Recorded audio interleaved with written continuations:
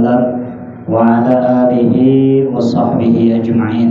اللهم افتح علينا بفتوح العارفين حكمتك وانصر علينا خزائن رحمتك برحمتك يا أرحم الراحمين. اللهم نور قلوبنا بنور هدايتك كما نورت الأرض بنور شمسك أبدا أبدا. اللهم انفعنا بما علمتنا وعلمنا ما ينفعنا وزدنا علما برحمتك يا أرحم الراحمين. قالوا سبحانك لا علم لنا إلا ما علمتنا إنك أنت العليم الحكيم. رب اشرح لي صدري ويسر لي أمري واحلل عقدة من لساني يفقهوا قولي. ربنا إنك جامع الناس ليوم لا ريب فيه إن الله لا يخلف الميعاد. ربنا افتح بيننا وبين قومنا بالحق وأنت خير الفاتحين والحمد لله رب العالمين. قال المصنف في هذا الكتاب رحمه الله تعالى ونفعنا بعلومه آمين. بسم الله الرحمن الرحيم. Qala Wahab bin Manbah lama duribat dahri dahrom wa dinaru hamalahuma iblisu alaihi la'natu wa qabalahuma wa wada'ahuma ala ainaihi wa qala al-wailu liman ahbakuma min halalin wal wailu summal wailu liman ahbakuma min haramin.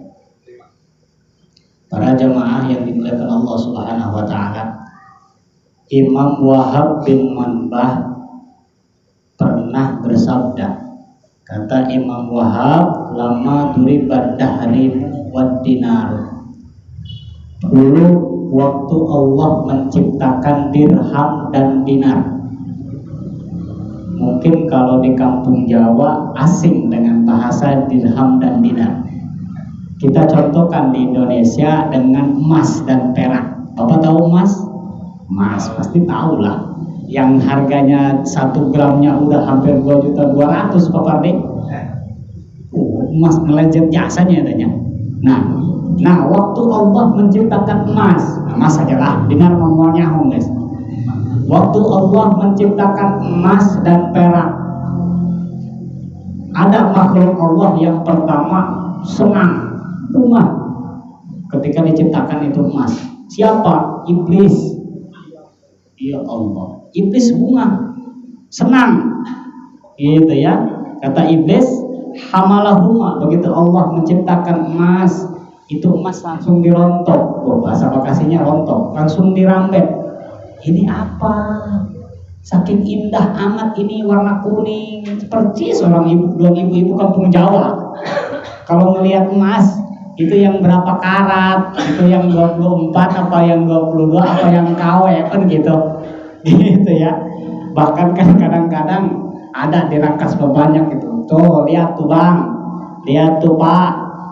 Istri si Anu mah udah yang udah yang 24 karat, udah yang 22 karat, neng mah nggak sekarat acan cina. Dia koeng cekek cina pasti sekarat kayak gitu ya. Nah kadang-kadang cemburu masalah emas. Nah dulu iblis yang paling senang ketika diciptakan emas, dipikul lah, hamalahuma. Hamalah itu dipikul, kalau bahasa Arabnya harfiahnya itu pikul. Nah kalau emas kan nggak mungkin dipikul, berarti diambillah oleh si iblis, wa qabalahuma, dan dikecup Pak. Wah ini bagus amat. Nah kalau ada orang kampung Jawa kayak gitu, itu kelakuan iblis ya kan? Emas dicium-cium, mas aing gitu ya. Nah itu kelakuan iblis. Wa qabalahuma wa wada'ahuma ala ainaihi. Dan tidak hanya itu iblis ini. Sesudah dikecup, sesudah diambil, ditaruh itu emas di kedua matanya.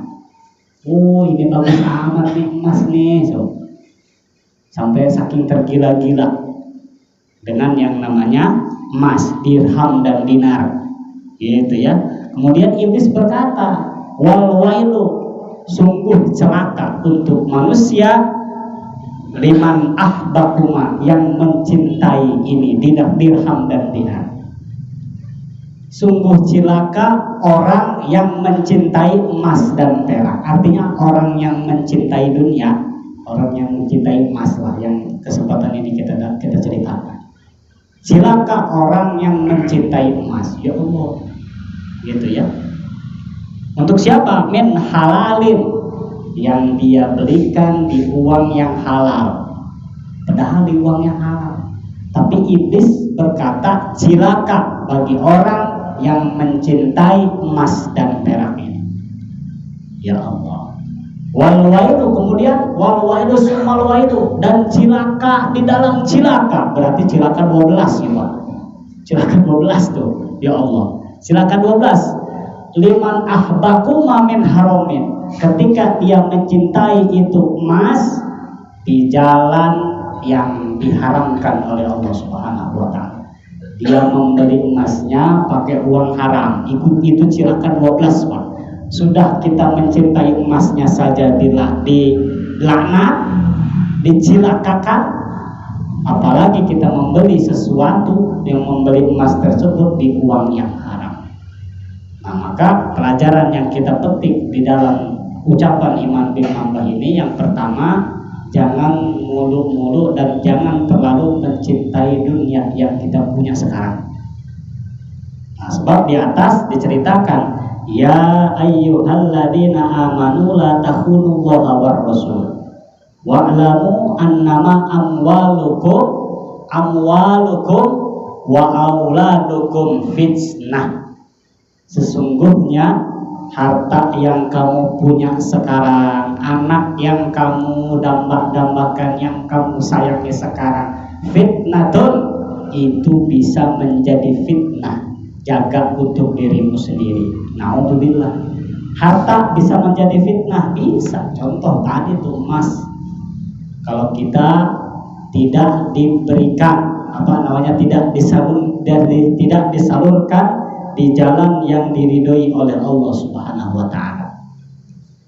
Di dalam ilmu fikih dijelaskan, Pak, kalau kita memiliki emas 87 gram umpamanya, 87 gram itu wajib kena nisab haul, namanya nisab tahunan. Wajib ada nisabnya, wajib zakat maksudnya. Misalkan Bapak tahun ini gitu ya, memiliki 85 gram, itu belum kena nisab. Nah, terus sampai kan setahun dapat tuh kebeli emas 2 gram, nah, dapat 87 gram diberikan Bapak. Nah, sudah either tahun itu 87 gram, wajib oleh Bapak dinisabkan, dizakatkan, wajib. Bagaimana Ustaz kalkulasikannya? Hitung pecahan rupiah supaya gampang hitungnya. Kalau emas tadi 2.200.000, kita genapkanlah 2 juta. Nah, kalikan itu 87 gram, dirupiahkan sekian puluh juta. Berapa puluh juta?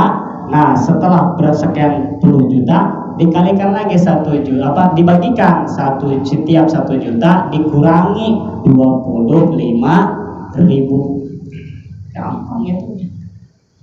Kepada siapa kita memberi? Kepada mustahik.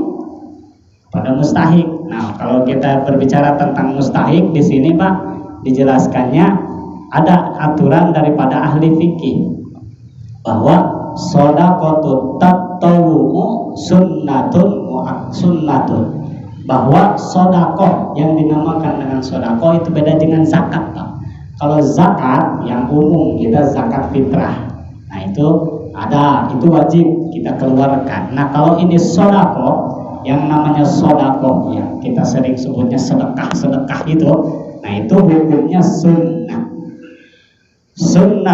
Tapi wayustahabbut tausi'atu, tapi meskipun derajatnya sunnah, wayustahabbut tausa'atu, sunnah pun jembarkan. Jangan disepelekan. Sunnah ini 1.000 baiklah, sunnah ini 2.000 baiklah. Mobil pertama boleh nggak Pak? Mobil punya warung gede, ya Allah. Bahkan pemajikannya 2, sedekah 2.000, ya Allah. Gitu ya. Nah, wa yustahabu tausa'atu, sunnah sedekah itu menjembarkan. Apa maksudnya dijembarkan? Dibanyakkan, memperbanyak kalau bahasa kita. Memperbanyak itu disunahkan. Wa kada indal umuril muhimmah. Dan ada lagi momen waktu ketika kita sunnah, sangat disunahkan, sangat dianjurkan untuk bersedekah.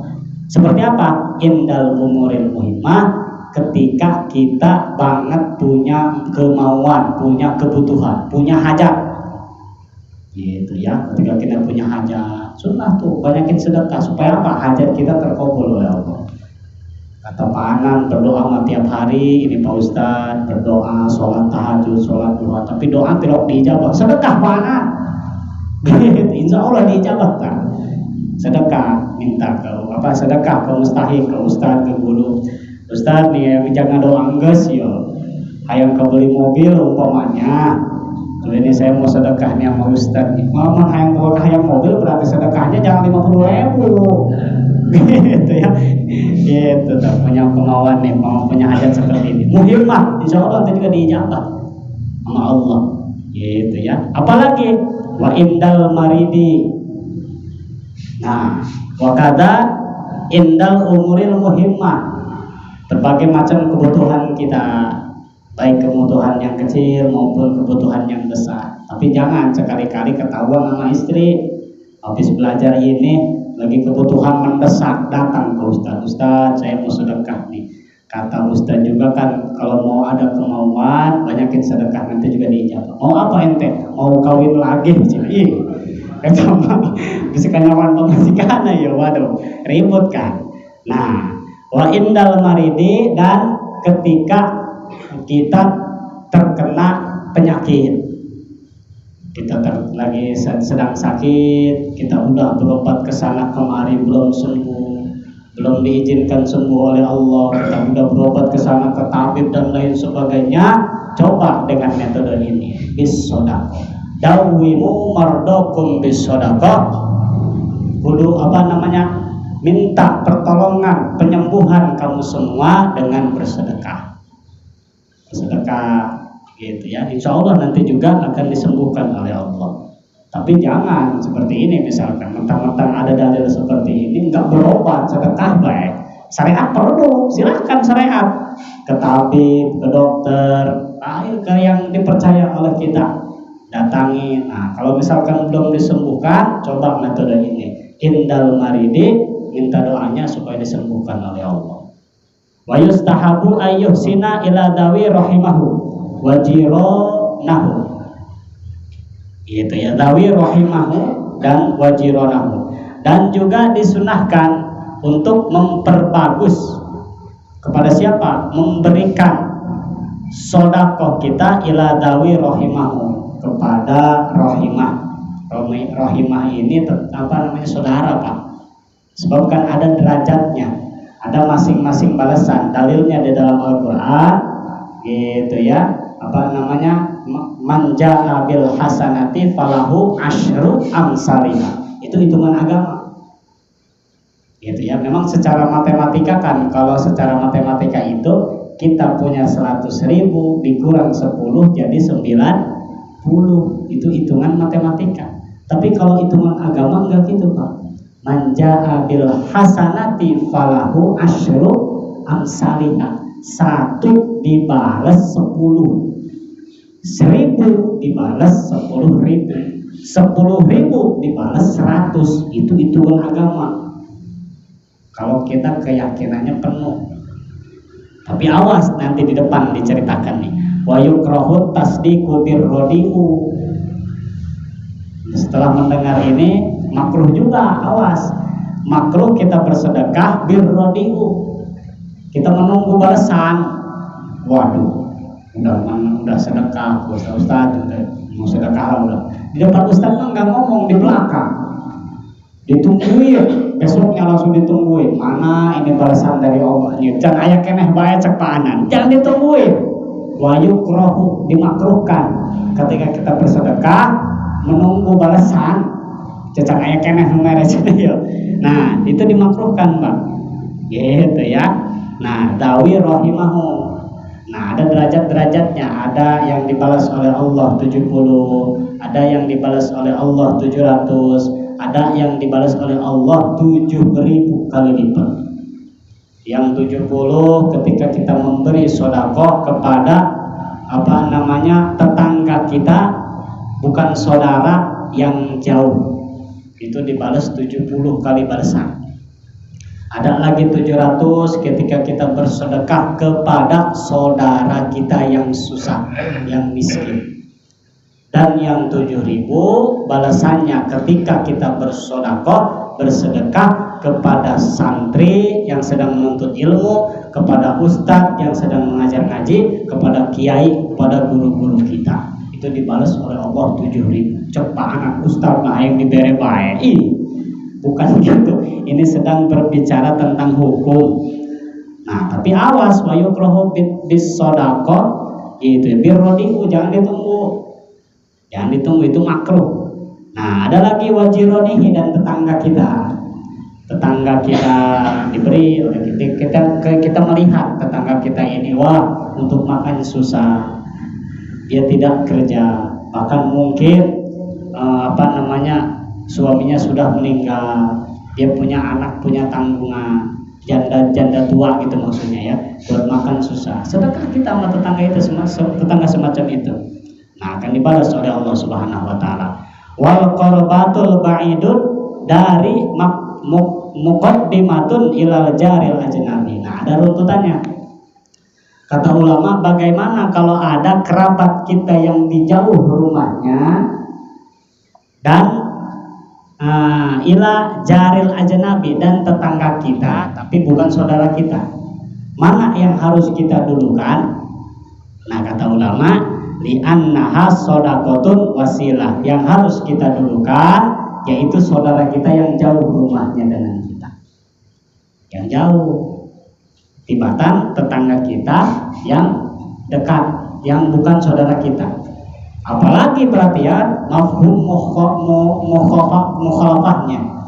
Berarti kalau ada tetangga kita, tetangganya saudara kita, itu lebih utama. Karena misalkan ada saudara kita di jauh rumahnya, nah itu yang wajib kita dahulukan, tibatan tetangga kita yang bukan saudara kita. Sebab shadaqatun wasilah. Dan yang pertama kita mendapat kedua keuntungan. Yang pertama dapat keuntungan sedekah, yang kedua kita mendapatkan keuntungan silaturahmi.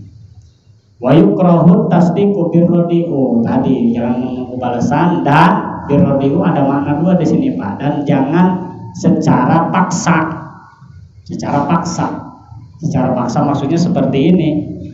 Ada sudah bilang, saya sedang mengkaji bab sedekah. Ini mau sedang ngomong sedekah. Nih keluar ini kan. Nih sedekah nih. Nanti ngomong sedekah mulu, bari maksa. Nah, itu makruh. Di samping makruh, memang nggak bakal dapat ganjaran kalau orang semacam itu. Nah, inilah. Jadi itulah bentuk daripada sedekah. Dan ini kembali, ternyata dulu iblis itu sangat mencintai mika resep sama yang namanya dirham dan dinar. Dirham dan dinar itu semacam itu, Pak. Bahkan kalau kita mengkaji dirham, 1 dirham aja itu 4 gram emas. 1 dirham, Masya Allah. Nah, saya jadi teringat hadis yang mengatakan, barang siapa yang mensedekahkan 1 dirham untuk memperingati Maulid Nabi, maka Allah akan mengamankan, menyelamatkan daripada diri dan keluarganya dari mara bahaya, termasuk penculikan pada tahun itu. Akan diselamatkan. Kalau yang sedekahnya 1 dinar, 1 dinar 4 gram emas berarti 8 juta. Bapak kemarin yang maulid itu ada yang nyumbang maulid 8 juta. Nah, jangankan 8 juta, 50.000 ke ditempok dong dapat. Gitu ya. Nah, inilah. Jadi dirham dan dinar. Nah, kembali ternyata seperti itu, waqabalahum, saking cinta-cintanya. Itu. Inna rajulan ja'a ilan nabi alaihi salatu wassalam min ardin fasa'alahu an ardihi fa'akhbarahu. Nah, satu waktu Nabi setelah duduk-duduk, setelah taklim, kumpul-kumpul dengan sahabat ini, ada yang datang seseorang menghampiri Nabi alaihi salatu wassalam. Kemudian ini orang min ardin, dari kampung-kampung yang lain. Kalau Nabi di Madinah, ini orang bukan di negara Madinah, artinya bukan asli orang Madinah. Min ardin, dari negara lain. Fasa'alahu an ardihi, kemudian dia menceritakan kepada Nabi apa yang dia miliki, ngomongin pakaian, ngomongin harta benda di depan Nabi alaihi salatu wassalam. Fa akhbarahu bisa'atin ardihi, dia menceritakan, Nabi, saya punya kebun korma sekian hektar, saya punya kebun sawit sekian hektar, saya punya ternak, di dalam ternak itu ada hewan sekian ratus. Di depan Nabi, Pak, menceritakan tentang dunia. Wa kasaratun na'am fiha faqala alaihi salatu wassalam. Kemudian Nabi alaihi salatu wassalam balik nanya, kaifa taf'alu, apa yang kamu kerjakan? Yang banyak pakaian kamu itu, apa yang kamu kerjakan? Kata orang itu, inna nattakhidu alwanan minat ta'am wa na'kuluhu. Oh, saya Nabi, kalau saya nih, inna nattakhidu alwanan, kalau saya ingin makan sesuatu yang berbagai macam warna, tinggal dipetik aja. Kalau saya ingin kurma, tinggal ke kebun saya. Kalau saya ingin kambing, tinggal ke peternakan saya, disembelih sama saya, toh punya saya. Biasa orang kaya emang kadang-kadang kayak gitu, Pak ya. Oh, ini nih, saya punya deposit sekian ratus juta, gitu ya. Kalau mau makan apa yang ada di hati, aku langsung berangkat mesen. Kalau nggak makan makanan yang ingin saya makan, ya Allah, alwanan, berbagai macam warna, warna kulha, kemudian aku makan makanan itu yang aku ingin. Summa qala tasiru ila madza, kemudian kata Nabi ditanya, kemudian setelah dimakan olehmu, apa yang kamu dapatkan? Makin bingung ini pemuda. Sesudah dimakan, apa yang aku dapatkan? Ini pemuda bingung, Pak. Ila madza taf'alu ya Rasulullah. Maksudnya pertanyaan Rasul apa ya Rasulullah? Maksudnya pertanyaan itu apa? Saya tidak mengerti. Yakni tasiru baulan wa itu. Yang aku maksud, yang kamu ceritakan tadi, banyak kebun, banyak ternak, banyak hewan, banyak deposit kamu, banyak simpanan kamu. Setelah kamu makan itu, yang kamu dapatkan apa? Tidak mengerti. Yang kamu dapatkan hanya goit dan baul. Mohon maaf, hanya tai jeung cai kiih doang. Coba Bapak bayangkan, Pak, sengenah-ngenah, seenak-enaknya kita makan makanan yang ratusan juta yang ada di restoran, yang ada di mana-mana. Bapak makan di sini, enaknya sudah di lidah, Pak. Turun ke bawah, rupa nama eta-eta keneh, Pak. itu cadung kayak gitu keneh. Gitu ya, terkecuali satu, Pak, kalau tidak salah. Itu di dalam ilmu kedokteran, seluruh makanan bisa dicerna oleh bisa digiling oleh penggilingan yang ada di dalam kita. Terkecuali satu, genjer. Bapak tahu genjer? Nah, itu genjer, Pak. Makanya gitu, pulangnya juga gitu, Pak. Kalau tidak percaya silahkan coba masing-masing. Kangkung sama tuh. Nah, itu kata Nabi, yang kamu dapatkan goit dan baul. Ya Allah, itu mungkin Nabi dengan nada emosi. Dilanjutkannya oleh Nabi, faqala alaihi salatu wassalam, kadzalika mislud dunya. Itulah perumpamaan dunia.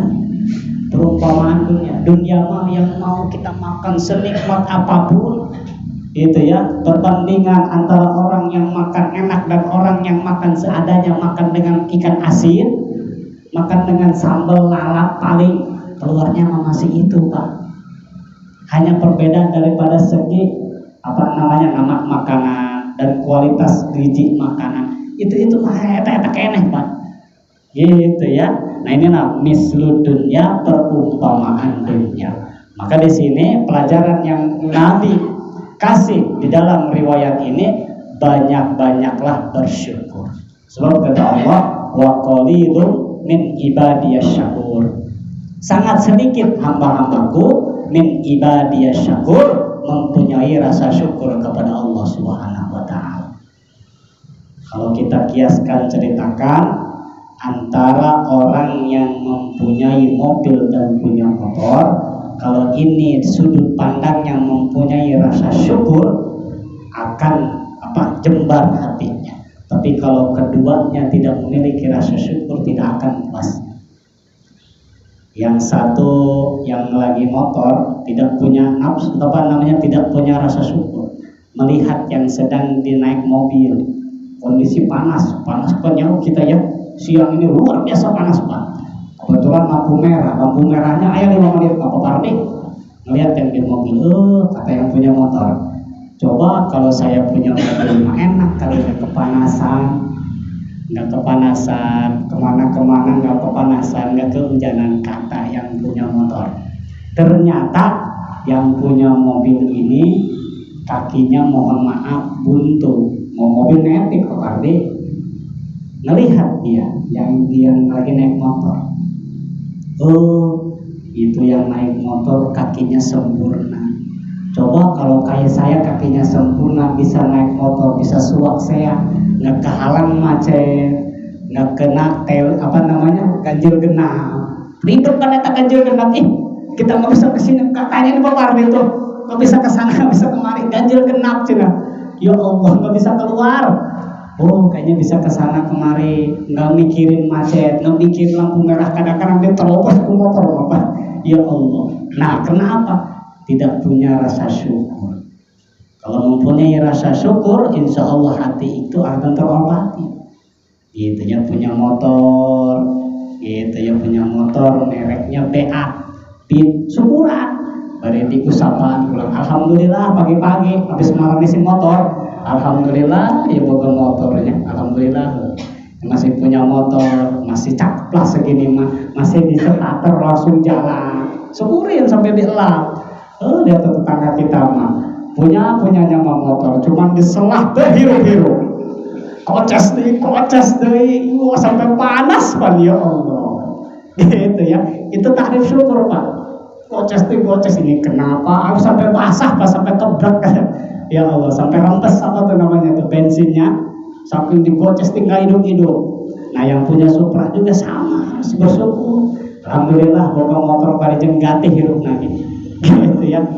Tetangga saya mengenai tuh kemana-mana nggak punya motor, punyanya sepeda, kemana-mana goes baik. Ngengkol. Gitu ya, ngengkol ya Allah. Diengkol. Mungkin sekarang nggak ada ya. Cuman karena yang punya sepeda juga harus bersyukur.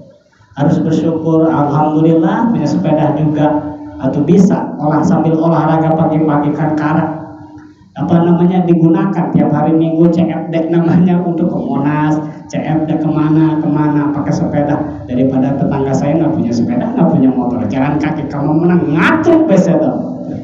Memang awet, bensin nggak beli apa-apa, tapi kejo saya dan makan di wartegnya beda Pak manusia Pak.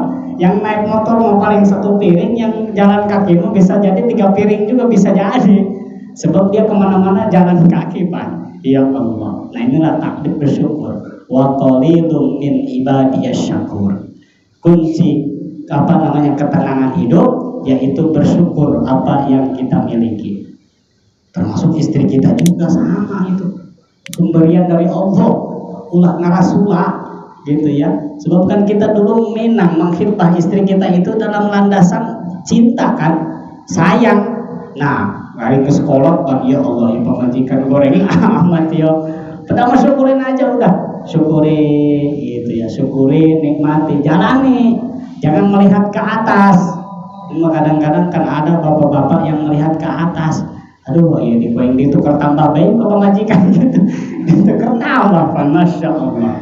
Itu namanya waqalilun min ibadiyas syakur. Padahal kalau menuruti hawa nafsu, kita meninggalkan yang sudah jadi milik kita untuk orang lain, sama aja Pak. Kebahagiaan tidak akan timbul. Bahkan bisa jadi lebih jelek daripada istri kita. Itu tadinya kan dari nafsu, bukan dari bukan dari istikharah kita, gitu ya. Bukan dari hati kita, karena dari hawa nafsu. Barang yang bersumber dari nafsu, kesananya juga akan tergerincir di dalam kesesatan. Naudzubillah summa naudzubillah. Nah, makanya di sini dijelaskan jangan terlalu mencintai perkara-perkara dunia, sebab dunia itu akan fana, gitu ya. Kalau kita sandara ke tembok, itu tembok kita akan runtuh. Maka jangan punya sandaran utama itu jangan ke dunia. Baik sama dengan siapapun itu. Kita punya kita punya backingan jenderal. Jangan bersandar terhadap jenderal, jangan. Kita punya sandaran teman kita di Polri, jangan punya sandaran hanya kepada Allah. Jangan kepada yang lain. Nah, inilah. Jadi yang pertama yang harus kita ambil petik daripada hikmah daripada kisah ini, jangan terlalu istighol bid dunya. Nah, sebab kata Iblis tadi, sungguh celaka dan sungguh celaka bagi orang yang mencintai barang ini di jalan yang haram. Berarti itu dia membeli membeli emas yang dia punya itu dia mendapatkannya di jalan yang haram.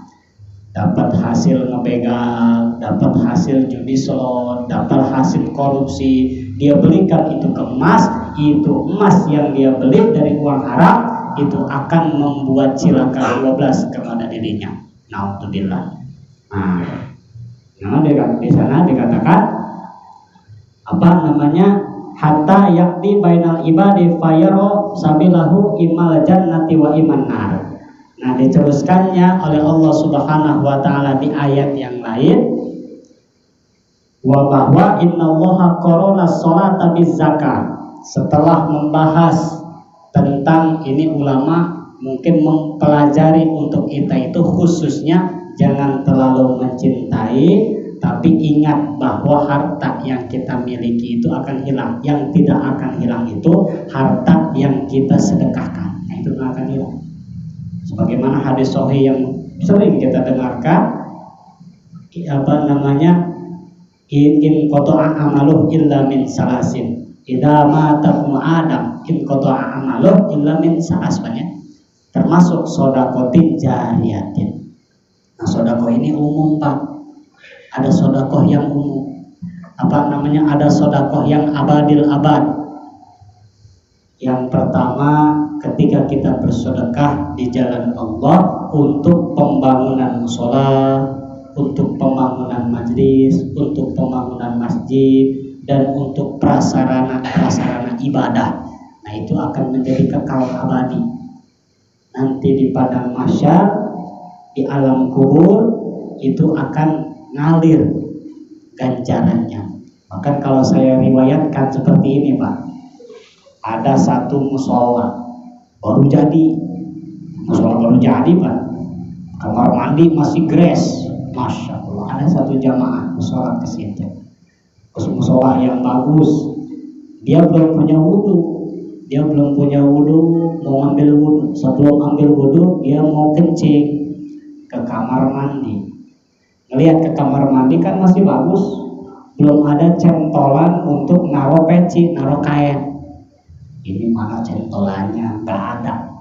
Akhirnya dia pulang ngambil paku satu dan palu. Untuk apa? Untuk malu di dalam kamar mandi supaya ada centolan untuk peci dan kain.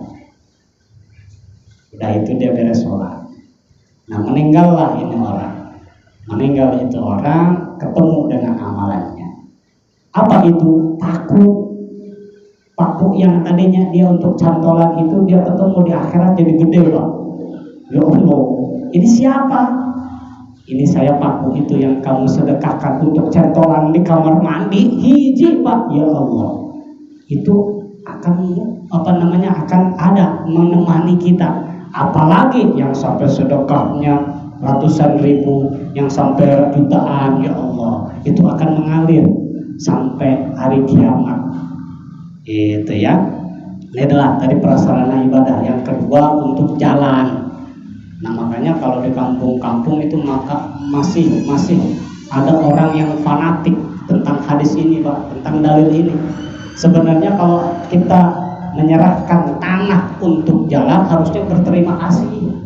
Sebab apa? Jalan yang kita ridhoi, yang kita wakafkan, tanah yang kita wakafkan untuk jalan, apalagi sampai kita diberikan penerangan untuk jalan tersebut. Jadikan dulu lalang, apalagi jalan itu akses utama ke tempat ibadah, ke tempat sholat umpamanya, akan jadi ladang ibadah Pak.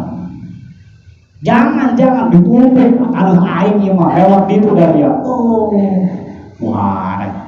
Nah, itu ciri-ciri orang akan cilaka 12 di beta. Gitu ya. Sebab dengan jalan itu ya, itu jalan itu akan menjadi saksi. Dia menyerahkan wakafnya untuk jalan. Gitu ya. Nah, kalau dikiaskannya di dalam dalil ini ada seseorang yang menaruh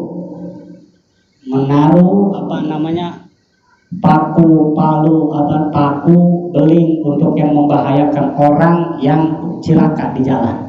Nah, dia ketemu dengan paku dan beling yang ingin dilewati seseorang supaya cilaka. Dia singkirkan tuh penyakitnya. Nah, itu juga sama mendapatkan nilai ibadah. Sama dapat nilai ibadah. Jadi ibadah itu bukan hanya sholat, bukan hanya ngaji Pak. Di kehidupan kita juga bisa menjadi ladang ibadah. Termasuk di jalan kita melihat ada apa yang menghalangi jalan, kita pinggirkan. Itu juga sama menjadi ladang ibadah kepada Allah Subhanahu wa taala. Innallaha qarana sholata bizzakat fi kitabihi. Nah, Allah membarengi di dalam satu ayat sholat dan zakat di dalam Al-Quran. Termasuk ayatnya aqimus sholat wa atuz zakat. Wajibun nadmi bainahuma anna sholata haqqullah. Kenapa Allah meruntutkan daripada nadoman ayat ini? Sesungguhnya annallaha haqqullah, sesungguhnya sholat itu hak Allah. Kita sholat subuh, sholat duhur, sholat asar, sholat maghrib, sholat isya, itu kita sedang menjalankan hak kepada Allah. Sebab diri kita ini telah dititipi amanat, dan amanat ini akan ditagih sama yang punyanya, itulah Allah. Nah, itulah jadi hak-hak kita kepada Allah setelah kita jalankan itu sama seperti kita menjalankan hak Allah, menjalankan amanat dari Allah. Nah, sementara wazakatu hakul ibad, sementara zakat ini hak-hak hamba. Kalau hak hamba berarti hamba yang harus bersedekah kepada hamba yang lain. Jangan mengikuti misalkan kaum jahiliyah mau bersedekah dikumpulin dalam satu nampan. Ini mau bersedekah dikasih ke satu paku gula, dikasih ke satu pohon. Nah, aku persembahkan ini untuk Tuhan, tidak sah itu. Itu ya, tidak sah, dan awas menyalahi aturan bersedekah. Bukan gitu caranya bersedekah. Karena hakul ibad, haknya hamba kepada hamba. Kalau kita ingin menjalankan sedekah, jalankan sesuai syariat, bukan seperti itu. Itu namanya bisa tergolong golongan orang yang musyrik, naudzubillah. Gitu ya. Potong tumpeng ditaruh di kuburan.